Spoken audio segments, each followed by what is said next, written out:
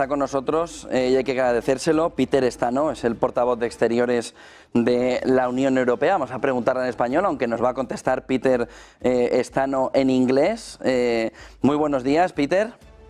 Hola, buenos días de Bruselas. Darle en primer lugar las gracias por estar con nosotros esta mañana, sobre todo después del movimiento Trump que hemos visto. ¿Cómo debe reaccionar Europa? ¿Cuál es el papel que tiene que jugar Europa en un futuro próximo en este entorno en el que se mira mucho alrededor de la fotografía de cómo va a cambiar el mundo? ¿Cómo lo ve? Muchas gracias por la pregunta y sí, voy a responder en inglés para no destruir la hermosa lengua española y ofender a todos los hispanohablantes con mi español imperfecto.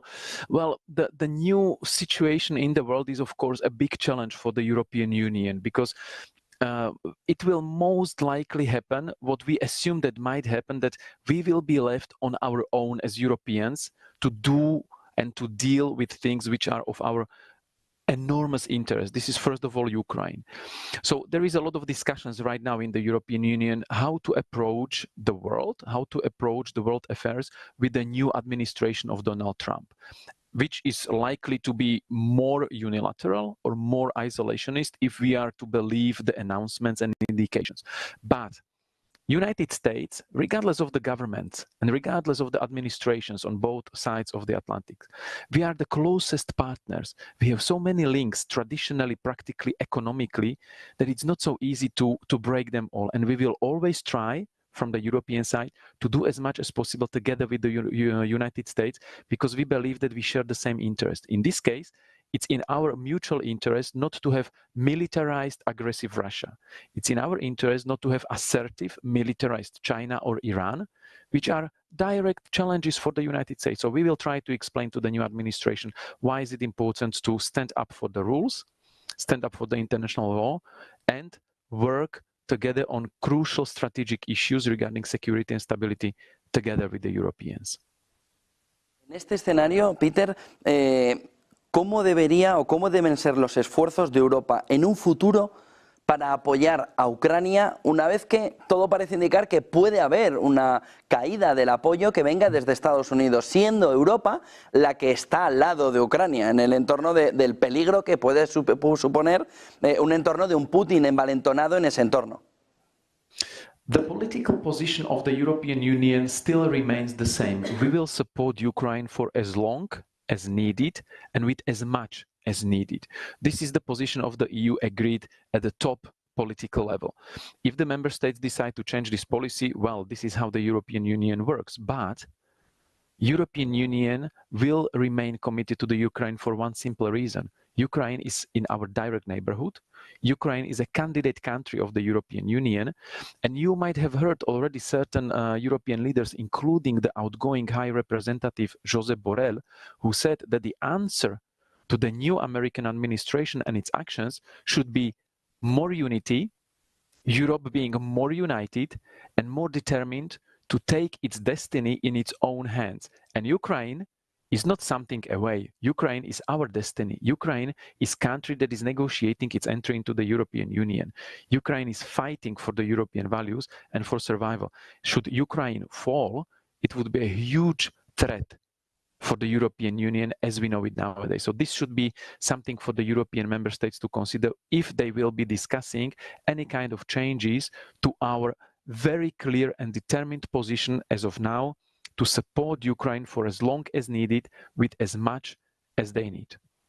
En la parte económica, Peter, hay una preocupación importante del inversor y del ciudadano también europeo de que Europa se esté quedando rezagada, que se esté quedando a la cola de un movimiento, sobre todo de inteligencia artificial, en el que no nos estamos subiendo y que simplemente regulamos. Hay una sensación de que la burocracia nos está impidiendo ser competitivos y el ciudadano europeo está muy preocupado por eso.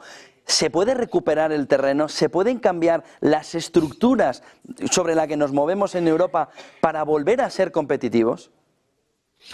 Of course, absolutely, and this is something that is being discussed, and it was discussed most recently 1 week ago in Budapest by the European leaders during their informal meeting of the European Council. And we have the Draghi report. This is a report essentially about how we should change and improve and reform in order to catch up in order to be again at the forefront of the leadership in innovation, research, economy, investment, etc., etc.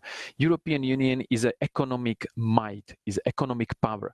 We are one of the top investors, one of the top trading partners, wherever you go in the world, one of the biggest providers of development assistance, humanitarian assistance. So we have all the potential. So of course, we need to adjust to the modern world. But this is an ambition the European Union has, the leaders of the member states have, and the only thing what we need is concrete action. But the action will be decided by the member states and determined by the level of their ambition. How much are they ready to invest or sacrifice in order to speed up the process of the necessary reforms? But the awareness is there. The EU is very much aware with our member states that we need to catch up, that we need to speed up all the reforms and modernization that we are doing. We are doing it with green transition. We are doing it with digitalization. But yes, some partners around the world are faster, are more advanced, and if we want to maintain our competitiveness, we need to speed up also our reforms, efforts, speed up the efforts, and increase the level of ambition and the courage to do the necessary steps when reforming the legislation or the economies. Claro, solo por incidir un poco en esta última pregunta y ya le dejo, Peter, pero ¿por qué somos tan lentos entonces? Tenemos una industria en Alemania en una situación complicadísima. Volkswagen no para de dar señales de alarma. Está haciendo lo mismo Mercedes, está haciendo lo mismo Stellantis en Francia y sin embargo no le damos una respuesta al sector de automoción y tampoco le damos una respuesta rápida al plan Draghi. Usted lo ha nombrado, el plan Draghi. Pero el plan Draghi, ¿dónde está? La sensación del ciudadano europeo es que está guardado en un cajón sin ponerse en marcha. ¿Por qué somos tan lentos y por qué no tomamos decisiones más rápidas? Porque usted dice, para no perder la competitividad. No, para recuperar lo que hemos perdido de competitividad. First of all, let's not paint a very bleak picture. Not all things are bad. The European Union is still the economic powerhouse of the world. We are one of the most advanced economies and most advanced economic and financial powers in the world. But let's not forget one thing. This is the beauty and maybe also a shortfall of the European Union. We are 27. So whatever we do as the European Union, we need to decide at the level of 27 member states. The advantage of China is that they can decide centrally and order and impose and plan the economy and direct the economy. We don't do it in Europe because we are democracy. We are a market economy. So you cannot plan centrally and you cannot order things. We have a legislative processes at the national level, at the European level, and the decision making at the European level takes time because we are 27 and have very often different interests, different national interests or focuses on different parts of the economy or of the industry. So in order to find the necessary consensus that works for all, we need a little bit more time. So yes, you can say we are like a big cruise ship that takes time to change direction, but when we do it forcefully and steadily, and we always catch up, and we are a project in evolution. And the evolution of this project is determined, again, by the courage and ambition and the speed with which the member states approach the things. Of course, it's easier for a national state like China, which is directed autocratically centrally, or Russia. And it's also easier for United States that are also one economy, one national economy, but it's more complicated for us. But in our case, it's also more thorough and more sustainable. So maybe people have the feeling that things take time, but once they start rolling, they bring concrete benefits over a longer period of time and are sustainable. So this is, as I said, the beauty and also the deficit or the weak side of EU being the composition of 27 member states. Peter Stano, que es el portavoz de Exteriores de la Unión Europea, le agradezco encarecidamente que haya estado esta mañana con nosotros y que haya contestado a todas las preguntas. Muchísimas gracias, Peter. Buen día y buen negocio ahí en Bruselas. Muchas gracias, buen día, hasta muy pronto. Muchas gracias.